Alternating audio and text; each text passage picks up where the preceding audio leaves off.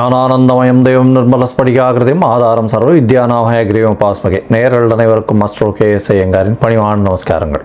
மாத பலன் குரோதி வருஷம் தை மாதத்தினுடைய பலன்களை பார்க்கலாம். முதல்ல இந்த குரோதி வருஷம் தை மாதம் அப்படின்றது 14/1/2025 12/2/2025 வரலும் உண்டான காலகட்டத்தை குரோதி வருஷம் தை மாதம்னு சொல்கிறோம்.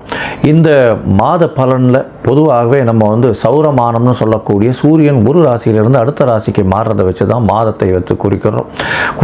நம்ம இந்த மாத பலன் முதல்ல இந்த மாதத்தினுடைய கோல்சாரம் என்ன, அதற்கு பிறகு இந்த மாதத்தில் வரக்கூடிய மாற்றங்கள், அதாவது வேகமாக செல்லக்கூடிய மாத கிரகங்களுடைய மாற்றங்கள், அது தவிர இந்த மாதத்தில் வரக்கூடிய விசேஷ நாட்கள் அப்படின்றத பார்க்கலாம்.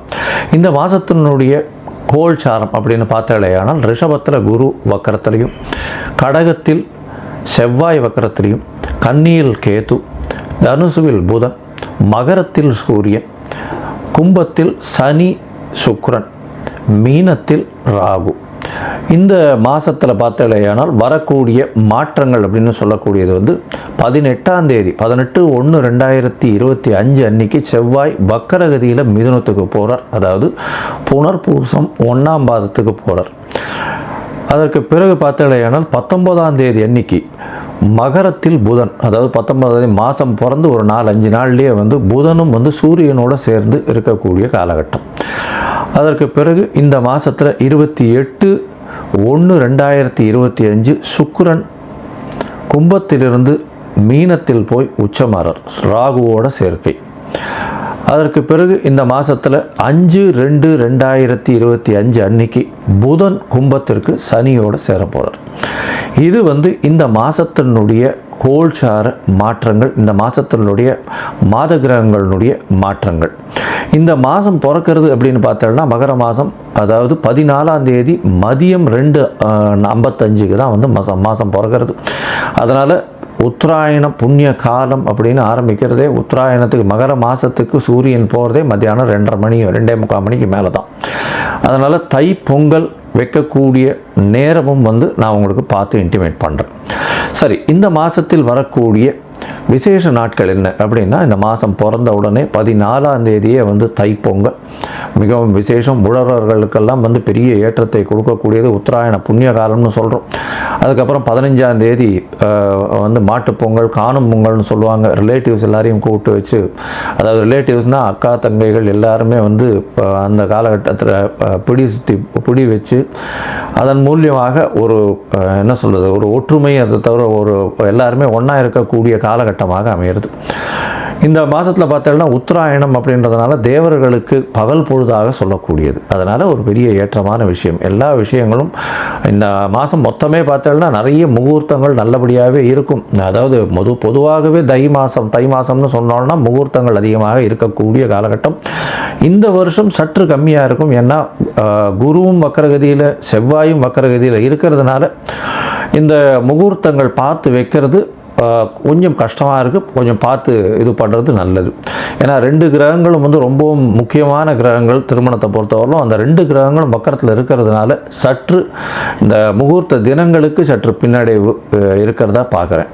அடுத்தது பார்த்தீங்கன்னா இந்த மாதத்தில் தியாகராஜ ஆராதனை, அதாவது சத்குரு தியாகராஜர் அப்படின்னு திருவையாறில் அவருடைய ஆராதனை விழா நடக்கும். அதாவது பஞ்சரத்ன கீர்த்தனை இதெல்லாம் ரொம்ப அபூர்வமாக அதிசயமாகவும் நடக்கக்கூடிய காலகட்டமாக அமைய போகிறது. இந்த வருஷம் பார்த்தோம்னா அது தியாகராஜ ஆராதனை 18/1/2025 அன்னைக்கு இது வருது. அதற்கு பிறகு பார்த்தோம்னா 21ஆம் தேதி அன்னைக்கு 21/1/2025 அன்னைக்கு அஷ்டகான்னு போட்டிருக்கும். அதாவது அஷ்டகா அன்வஷ்டகா அப்படின்றது சப்தமி அஷ்டமி நவமி இந்த 3 தினங்கள் மார்கழி தை மாசி பங்குனி இந்த 4 மாதங்களும் தர்ப்பணம் பண்ணுறது. இந்த வருடத்திற்கு 96 தர்ப்பணம்னு சொல்லக்கூடியதில் இந்த 12ம் அடங்கும். அது ரொம்ப முக்கியமான விஷயம். இது தவிர பார்த்தாலேயானால் இந்த மாதம் இந்த தை மாதத்தில் வாஸ்து புருஷன் கண் விழிக்கும் நேரம் வேறு வருது. இது மிகவும் விசேஷமான காலகட்டம். வாஸ்து புருஷன் கண் விழிக்கும் நேரம் அப்படின்னு சொல்லக்கூடியது 9:52 11:22 வரலும் இருக்கக்கூடிய காலகட்டம். இது சுமார் 90 நிமிஷங்கள், அதாவது 1 மணி நேரம் 30 நிமிஷங்கள் இருக்கக்கூடிய காலகட்டமாக இருக்குது. இந்த காலகட்டத்தில் பார்த்தாலேயானால் அதாவது வாஸ்து புருஷன் கண் விழிக்கிறார். கண் விழித்து அவர் வந்து காலை கடன்களை முடிக்கிறார், அதற்கு பிறகு குளிக்கிறார், அதற்கு பிறகு வந்து சாமிக்கு உண்டான பூஜை புனஸ்காரம் செய்கிறார், அதற்கு பிறகு அவர் வந்து சாப்பாடு அதாவது உண்ணும் அதாவது உணவு அருந்துதல், அதற்கு பிறகு தாம்பூலம் போடுதல், இந்த மாதிரி 5ஆக பிரிச்சிருக்கா. இந்த 5 விஷயத்தையும் 18 நிமிஷமாக வந்து இந்த 90 நிமிஷம் பிரிக்கப்பட்டிருக்கு.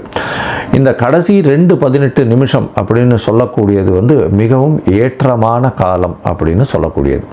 அதாவது ரொம்பவுமே விசேஷமான காலம் அப்படின்னு சொல்லக்கூடியது. ஏன் அப்படின்னா இந்த கடைசி 18 நிமிஷம் அதாவது 36 நிமிஷம் அப்படின்னு சொல்லக்கூடியது நிச்சயமான வெற்றியை உங்களுக்கு தேடித்தரும். இது எதனுடைய வெற்றியை தேடித்தரும் அப்படின்னா, வாஸ்து புருஷன் கண்விழிக்கும் நாளில் இந்த மனைக்கால் ஊன்றது, அதை தவிர வந்து புதுசாக வந்து ஒரு வீடு கட்டுறது, வீட்டுக்கு உண்டான இது பத்திரங்கள் பதிவு பண்ணுறது, அதே சமயத்தில் வீட்டுக்கு உண்டான பேச்சுக்களில் வந்து அட்வான்ஸ் கொடுக்கறது, இந்த மாதிரி விஷயங்களும், புதுசாக வீடு கட்டணும்னு லேண்டு பார்த்து வச்சுருக்கீங்கன்னா லேண்டுக்கு வந்து பூஜை போடுறது, மனை பூஜை போடுறது, புதுசாக ப்ராஜெக்ட் எதாக இருந்தாலும் ஆரம்பிக்கிறது, இதெல்லாம் வந்து ஒரு பெரிய ஏற்றத்தை உங்களுக்கு கண்டிப்பாக கொடுக்கும். அந்த ப்ராஜெக்டில் எந்த ஒரு பிரச்சனையும் வராத அளவுக்கு நல்லபடியாக நடக்கக்கூடிய காலகட்டமாகவே நிச்சயமாக அமையும். அதற்கு பிறகு இந்த மிகவும் முக்கியமான நாள் அப்படின்னு சொல்லக்கூடியது 29/1/2025, அதாவது தை அமாவாசை, உத்தராயண புண்ணிய காலத்தின் முதல் அமாவாசை. அதாவது தேவர்கள் பகல் பொழுதில் நடக்கக்கூடிய முதல் அமாவாசை. எப்பொழுதுமே தை மாதம், ஆடி மாதம், அதுக்கப்புறம் புரட்டாசி மாதம், இந்த அமாவாசையெல்லாம் ரொம்பவும் விசேஷம்.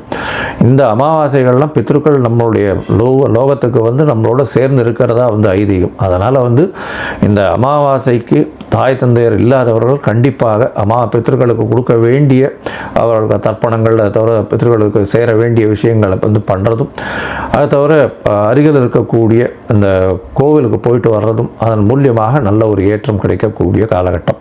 உங்களுடைய தோஷங்கள் பித்ருக்களுக்கு பண்ணாதது தோஷம் வரும், பண்ணிங்கன்னா நல்ல ஒரு ஏற்றம் வரக்கூடிய வாய்ப்புகள் நிச்சயமாக உண்டு. அடுத்த ஜென்ரேஷனும் நல்லபடியாக இருக்கும். அதை தவிர பார்த்தோம்னா இந்த வருஷம் ரத சப்தமி, அது வந்து 4/2/2025 அந்த அன்னைக்கு வருது. அதாவது சூரியன் தேர்கால் திரும்புறதுன்னு சொல்லுவாள். அந்த ரத சப்தமம் வந்துருத்தோம்னா அதுக்கப்புறம் வந்து உங்களுக்கு ஃபுல் அண்ட் ஃபுல் வெயில் அதிகமாகிட்டே போக ஆரம்பிச்சிடும். இனிமேல் வரக்கூடிய காலங்கள் எல்லாமே வெளிச்சம் ரொம்ப அதிகமாக இருக்கும். லாங் டேஸ் வந்து வரக்கூடிய வாய்ப்புகள், அதாவது டே டைம் வரக்கூடிய வாய்ப்புகள் மிகவும் அதிகமாக இருக்கும். இந்த மாதத்தில் மிக மிக மிக மிக முக்கியமான நாள், ஒரு பெரிய விசேஷமான நாள் அப்படின்னு சொல்லக்கூடியது வந்து பார்த்தாலேயானால் தைப்பூசம். தைப்பூசம் அப்படின்னு சொல்கிறது 11ஆம் தேதி வருது. 11/2/2025 அன்றைக்கி வருது. அதாவது 29 தை மாதத்தில் வருதுன்னு வச்சுக்கோங்களேன், கடைசி நாளுக்கு வருது.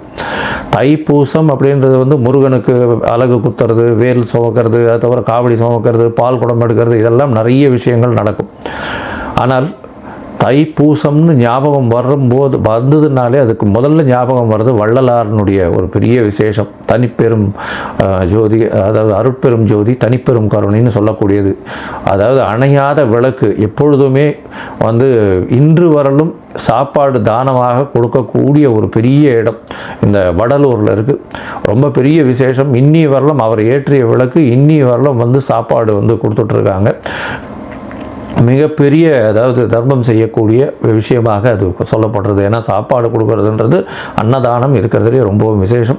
அதுவும் வந்து இத்தனை வருடங்களாக கண்டினியூஸாக டெய்லி கொடுத்துட்ருக்காங்கன்னா ரொம்ப பெரிய விஷயம். அது வந்து ஃபாலோ பண்ணுறதும் ரொம்ப கஷ்டம், அதை செய்கிறதும் ரொம்ப கஷ்டம். அதை பண்ணிகிட்ருக்காங்க அப்படின்னும்பொழுது மிகப்பெரிய ஆச்சரியமான விஷயம். அண்ட் கண்டினியூஸாக பண்ணுறதுல ரொம்பவும் சந்தோஷம். அவங்களுக்கு பெரிய அதாவது கோடி நமஸ்காரங்களை அவங்களுக்கு நிச்சயமாக தெரிவிக்கணும். இப்போது மேஷம் முதல் மீனம் வரை இந்த தை மாதத்தின் பலன்களை பார்ப்போம். அதற்கு முன்னாடி உங்கள் எல்லோருக்கும் என்னுடைய பொங்கல் திருநாள் நல்வாழ்த்துக்கள். அதை தவிர இந்த உத்தராயண புண்ணியகாலம் நல்லபடியாகவே நல்ல மாற்றங்களோடும் ஏற்றங்களோடும் உங்களுக்கு பிறக்கணும்னு நானும் ஆண்டவனை வேண்டிக்கிறேன். உங்கள் எல்லாருக்கும் ஆசீர்வாதங்கள். இந்த மாதத்தில் பார்த்தாலேயானால் நிறைய முகூர்த்தங்கள் வரணும். ஆனால் இந்த சற்று முகூர்த்தங்கள் கம்மியாக இருக்குது. இளைஞர்கள் கல்யாணத்துக்கு பார்த்து கொண்டிருக்கிறவர்களுக்கு நல்லபடியாக கல்யாணம் வரணும் அப்படின்றத வேண்டிக்கிறேன். சரி, இப்போ மேஷம் முதல் மீனம் வரை உண்டான ராசிகளுக்கு என்னென்ன பலன்கள் அப்படின்றத பார்ப்போம். அதற்கு முன்னாடி என்னுடைய மொபைல் நம்பர் ஸ்க்ராலிங்கில் போயின்னு இருக்கும். உங்களுக்கு ஒருவேளை ஏதாவது அஸ்ட்ராலாஜிக்கல் கன்சல்ட் தேவைப்படுமையாயின் நீங்கள் எனக்கு ஃபோன் பண்ணுங்க. உங்களுடைய date, time, place of birth, உங்களுடைய அதாவது பெயர், உங்களுடைய தாய் தகப்பனார் பெயர் வரலும் எனக்கு அனுப்புங்க. என்னுடைய கட்டணம் என்னன்னு சொல்கிறேன், அந்த கட்டணத்தை அனுப்புங்க. அதற்கப்புறம் நீங்கள் உங்களுடைய ஜாதகத்தை போட்டுட்டு அதில் சந்தி இருக்கான்றதை பார்த்துட்டு, பொதுவாகவே நான் பார்க்கும்பொழுது அந்த சந்தியிலேயே நிறைய பேர் சந்தியிலேயே ராசி தெரியாமையோ நட்சத்திரம் தெரியாமையோ இருக்கா. ஏன்னா மிருகசீரிஷ நட்சத்திரம் ரிஷபத்திலையும் வரும், மிதுனத்திலையும் வரும். விசாக நட்சத்திரம் பார்த்தீங்கன்னா துலாத்திலையும் வரும், விருச்சிகத்திலையும் வரும். அந்த மாதிரி உடைந்த நட்சத்திரங்கள் 2 ராசியிலையும் வரும். அதனால் எந்த ராசினே தெரியாமல் இவ வாட்டுக்கு 40-50 வயசு வரலும் மிருகசீரிஷம்னு ரிஷப ராசிக்கு அர்ச்சனை பண்ணிட்டு இருப்பா. ஆனால் ரிஷப ராசியில் இருப்பாள். அதாவது மிதுன ராசிக்கு அர்ச்சனை பண்ணிட்டு இருப்பா, ரிஷப ராசியில் இருப்பாள். அந்த மாதிரியான நிறைய மாற்றங்கள் இருக்குது. அதனால் இதை தெரிஞ்சுக்கோங்க முதல்ல. அதுக்கப்புறம் உங்களுடைய தசாபுக்தி அந்தரம் சூக்ஷ்மம். ஏன்னா எந்த ராசியோ அதே மாதிரி லக்ன சந்தி இருந்துருத்துனா அந்த லக்னம் சந்தியாக போச்சு ஆனால் நிச்சயமாக அந்த லக்னத்தின் சுபர் வேறையாக மாறிடுவார். அதனால் உங்களுக்கு நல்ல காலம் நல்லா நடந்துட்டுருக்கு, தசை நல்லா நடந்துட்டுருக்கு நீங்கள் நினச்சிட்டு இருப்பீங்க, அந்த தசை நல்லபடியாகவே இருக்காது. அதனால் இன்றைய காலகட்டம் எப்படி இருக்குது, அதை தவிர இன்றைய கோல்சார பிரகாரமும் உங்களுடைய தசாபுக்தி அந்தரம் சூக்ஷ்மம் பிரகாரமும் என்ன ஒரு பலன் இருக்குது அப்படின்றத பார்த்து உங்களுக்கு சொல்கிறேன். இப்போது மேஷம் முதல் மீனம் வரை ஒரு ராசியாக பார்க்கலாம். மீனம், பூரட்டாதி, உத்திரட்டாதி, ரேவதி, இந்த 3 நட்சத்திரம் 9 பாதங்களை கொண்ட ராசி. ராசியின் அதிபதினு சொல்லக்கூடிய ஒரு குரு ராசிக்கு 3ஆம் இடத்துல இருக்கிற வக்ரகதியில். ராசிநாதன் 3ஆம் இடத்தில் வக்ரகதியில் இருந்தாலும் ராசியில் ராகு இருக்கிறதுனால நல்ல ஒரு ஏற்றம். ஏன்னா முயற்சி ஸ்தானம் அப்படின்னு சொல்லக்கூடிய 3ஆம் இடத்தில் குரு இருக்கிறது அந்த அளவு விசேஷம் இல்லை. இருந்தாலும் வக்ரகதியில் இருக்கிறதன் மூலியமாக பார்த்தீங்களேயானால் நல்ல ஒரு ஏற்றம் கிடைக்கக்கூடிய காலகட்டமாக இருக்கும். உங்களுடைய முயற்சிகள் எல்லாமே வெற்றி பெறும். அதை தவிர உங்களுடைய எண்ணங்கள் எல்லாமே ஈடேறக்கூடிய வாய்ப்புகள் நிச்சயமாக உண்டு. உங்களுடைய ராசிக்கு பார்த்தீங்கன்னா 2ஆம் அதிபதியும் 9ஆம் அதிபதியுமான செவ்வாய் 5ஆம் இடத்துல வக்ரகதியில் நீச்சம் பெற்று போயிருக்கிறதுனால ஆட்சி உச்சம் பெறுறதுக்கு சமம்னு சொல்லக்கூடியது.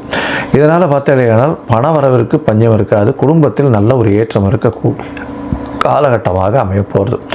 ராசிக்கு 5ஆம் இடத்துல இருக்கக்கூடிய செவ்வாய் உங்களுக்கு புதிய பதவி, புகழ், அந்தஸ்து, கௌரவத்தை கொடுக்கக்கூடிய காலகட்டமாக அமைய போகிறது.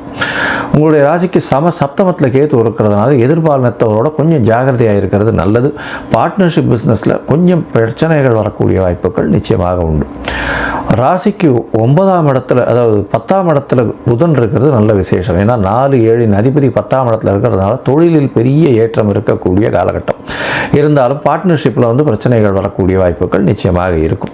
உங்களுடைய ராசிக்கு 11ஆம் இடத்துல சூரியன் இருக்கிறது மூலியமாக கண்டிப்பாக எல்லாவித தோஷங்களும் நீங்கக்கூடிய வாய்ப்பு. 6ஆம் அதிபதி 11ஆம் இடத்துல இருக்கிறதுனால கண்டிப்பாக உங்களுக்கு திடீர் பண வரவு, வேலை செய்யும் இடத்துல ஏற்றம், அதை தவிர வேலை செய்யும் இடத்துல ஒரு இன்க்ரிமெண்ட் வரக்கூடிய வாய்ப்பு, ப்ரமோஷன் வரக்கூடிய வாய்ப்புகள் நிச்சயமாக உண்டு.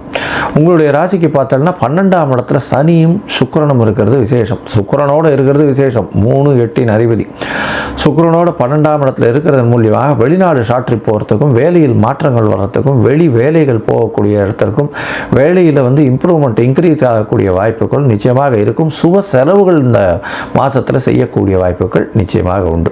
பொதுவாகவே மாத கிரகங்கள்னு சொல்லக்கூடிய சூரியன், செவ்வாய், புதன் மற்றும் சுக்கிரன் இந்த 4 கிரகங்களை வச்சு தான் மாதத்தினுடைய பலன்களை பற்றி சொல்லுவோம். இந்த மாத கிரகங்களை பார்த்தீங்கன்னா இந்த செவ்வாய் உங்களுடைய ராசிக்கு 5ஆம் இடத்துல இருக்கிறவர் 18/1/2025 அன்னைக்கு 4ஆம் இடத்துக்கு போகிறார். 4ஆம் இடத்துக்கு போகும்போது உங்களுடைய தாயின் உடல்நிலையில் ஏற்றம் இருக்கக்கூடிய காலகட்டமாக இருக்கும். இருந்தாலும் உங்களுடைய சுகங்களில் சற்று பின்னடைவு ஏற்படக்கூடிய வாய்ப்புகள் நிச்சயமாக உண்டு. உங்களுடைய ராசிக்கு பார்த்தீங்கன்னா 10ஆம் இடத்தில் இருக்கக்கூடிய புதன் 19/1/2025 அன்னைக்கு உங்களுடைய ராசிக்கு 11ஆம் இடத்துக்கு வரார். சூரியன் புதன் சேர்ந்து இருக்கக்கூடிய காலகட்டம். 6, 7 அதிபதி 11ஆம் இடத்துல இருக்கிறதுனால 2வது திருமணத்திற்கு பார்த்து கொண்டிருப்பவர்களுக்கு நிச்சயமாக 2வது திருமணம் ஏற்படக்கூடிய வாய்ப்புகள் நிச்சயமாக உண்டு. அது தவிர மூத்த சகோதர சகோதரிகள் மூலியமாக நல்ல ஒரு ஏற்றமான செய்தி வரக்கூடிய வாய்ப்பு உண்டு. அரசு, அரசாங்கம், அரசியல் சம்பந்தமானவர்களுக்கு நல்ல ஒரு ஏற்றம். அரசு கான்ட்ராக்ட் மூலியமாக பணம் வரணும்னு இருந்ததுன்னா அதெல்லாம் இப்போ வரக்கூடிய வாய்ப்புகள் நிச்சயமாக இருக்கும். உங்களுடைய ராசிக்கு 12ஆம் இடத்துல இருக்கக்கூடிய இருக்கக்கூடிய சுக்கிரன் உங்களுடைய ராசியில் வந்து உச்சம் பெற்று போகிறார். ராகுவோட சம்பந்தம் சுக்கிரன், அதனால் எதிர்பாலினத்தவர், அதாவது எதிர்பாலினத்தவர் மூலியமாக பெரிய ஏற்றம் கிடைக்கக்கூடிய காலகட்டம். ஆணுக்கு பெண்ணும், பெண்ணுக்கு ஆணும், இதன் மூலியமாக பெரிய ஏற்றமாக இருக்கும். அதை தவிர பார்த்தீங்கன்னா உங்களுடைய ராசிநாதனும் 3ஆம் அதிபதியும் பரிவர்த்தனை யோகம் இருக்கிறதுனால இளைய சகோதரர்கள் மூலியமாக நல்ல ஒரு வெற்றி செய்தி வரக்கூடிய வாய்ப்பும், இவ்வளவு நாள் லிட்டிகேஷன் ஏதாவது இருந்தது ஆனால் சகோதரர்களுக்குள்ள அந்த லிட்டிகேஷன் எல்லாம் போகக்கூடிய வாய்ப்புகளும் இந்த காலகட்டத்தில் உண்டு. 3ஆம் இடத்தில் இருக்கக்கூடிய குரு பரிவர்த்தனை யோகத்தில் ஆட்சி பெற்று போகிறதுனால உங்களுக்கு உடல்நிலையில் நல்ல ஒரு ஏற்றம் இருக்கக்கூடிய காலகட்டமாக அமையும். சுக்கிரன் 3ஆம் இடத்துல பரிவர்த்தனையில் இருக்கிறதுனால முயற்சிகள் எல்லாமே நிச்சயமாக வெற்றி பெறக்கூடிய வாய்ப்புகள் உண்டு. இந்த மீனராசிக்காரர்கள் இம்போர்ட் எக்ஸ்போர்ட் பிஸ்னஸ் பண்ணுறவங்க, அதை தவிர பார்த்தீங்கன்னா இந்த கடல் வாழ் உயிரினங்கள் வியாபாரம் பண்ணுறவங்க, அதை தவிர வந்து ப்ரொஃபஸர்ஸு, டீச்சர்ஸு, தங்கம் வியாபாரம் பண்ணுறவங்க, அதை தவிர வந்து ஆசிரியர்கள், இவங்களுக்கெல்லாம் வந்து பெரிய ஏற்றம் கிடைக்கும். எஜுகேஷனல் இன்ஸ்டிடியூஷன், இவங்களுக்கெல்லாம் பெரிய ஏற்றம் கிடைக்கக்கூடிய காலகட்டமாக அமைய போகிறது. இந்த மாதத்தில் பார்த்தீங்கன்னா உங்களுடைய முயற்சிகள் எல்லாம் வெற்றி பெறும்னு சொன்னேன். இருந்தாலும் சில நாட்கள் உங்களுடைய முயற்சிகளை தள்ளி வைக்கிறது நல்லது. அந்த சில நாட்கள்னு சொல்லக்கூடியது வந்து சந்திராஷ்டம காலம்னு சொல்கிறோம். இந்த சந்திராஷ்டம காலத்தில் உங்களுடைய முயற்சிகளை தள்ளி வைக்கிறது நல்லது. ஏன்னா மதிகாரகன் மறைந்திருக்கக்கூடிய காலகட்டத்தில் சந்திராஷ்டமம்னு சொல்கிறோம். ஒருவேளை நீங்கள் பண்ண வேண்டிய கட்டாயத்தில் இருந்தீங்கன்னா சந்திரனுக்கு உண்டான எளிய பரிகாரம்னு சொல்லக்கூடிய அகத்திக்கீரை கட்டு கோசாலையில் கொடுங்கோ பசுமாட்டுக்கு. அது வந்து உங்களுடைய சந்திராஷ்டமத்தின் தாக்கத்தை நிச்சயமாக குறைக்கும். இதை தவிர பார்த்தீங்கன்னா உங்களுடைய ராசிக்கு இந்த மாதம் அருகில் இருக்கக்கூடிய லக்ஷ்மி நரசிம்ம பெருமாளை போய் விருந்து சேவிச்சுட்டு வாங்கும். அதை தவிர தட்சிணாமூர்த்தியை போய் சேவிச்சுட்டு வாங்கும். வியாழக்கிழமை மூக்கு கடலை அது வந்து சுண்டல் பண்ணி தானம் கொடுத்துட்டு வாங்கும். அதை தவிர மஞ்சள் வஸ்திரம் தானம் கொடுத்துட்டு வாங்கும். இது வந்து உங்களுடைய இந்த மாதத்தில் உங்களை பெரிய ஏற்றத்தில் கொண்டு போய் விடக்கூடிய காலகட்டமாக இருக்கும்.